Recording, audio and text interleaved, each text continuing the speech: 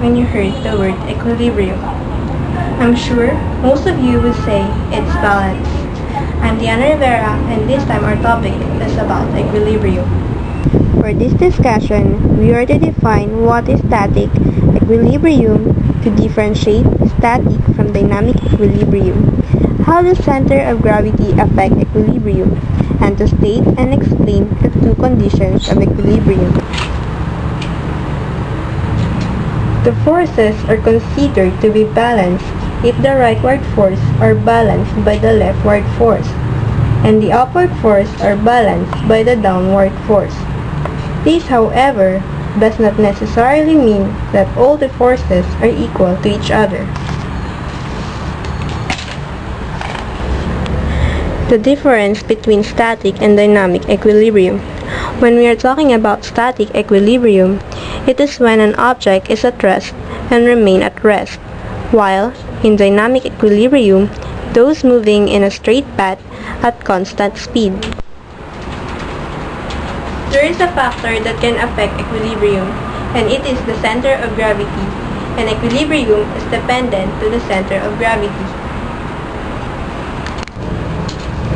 When you are to find for the center of gravity of an regular object, it is exactly at the center, while for an irregular object may not be at the center. For example, the boomerang. Its center of gravity lies outside its body. In translational equilibrium, it is stated that for an object to be in equilibrium, the vector sum of the forces acting on it must be zero.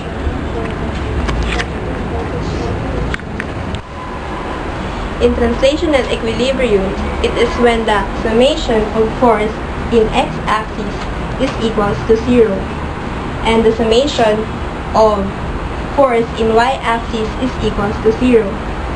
In other words, it is when the object has no net force acting on it.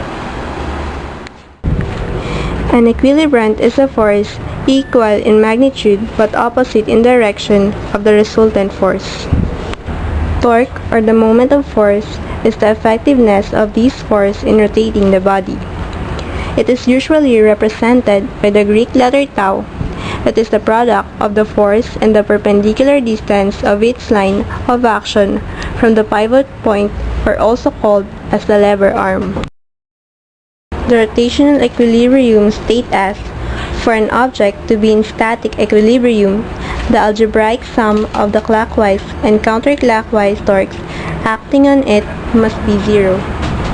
For the second and last condition of equilibrium is the rotational equilibrium.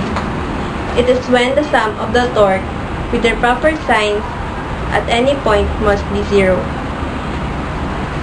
In summary, the summation of force is equal to 0, and the summation of torque is also 0.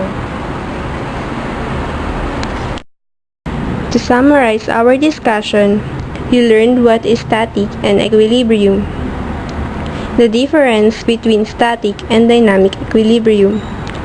You learned where exactly is central of gravity and why it is related to equilibrium.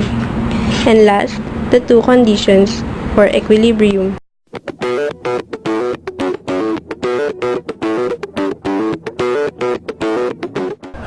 Equilibrium promotes stability. The chemical and physical stability of a drug substance alone. In every case, drug stability testing at various temperatures, conditions of relative humidity, durations, and environment of air, light, and packaging is essential. For this topic, we have one value to be considered. We may seem different at first glance, but a closer look may reveal that we, in fact, share similarities and point of agreement. I'm Deanna Rivera of BS Pharmacy from Our Lady of Fatima University. Thank you.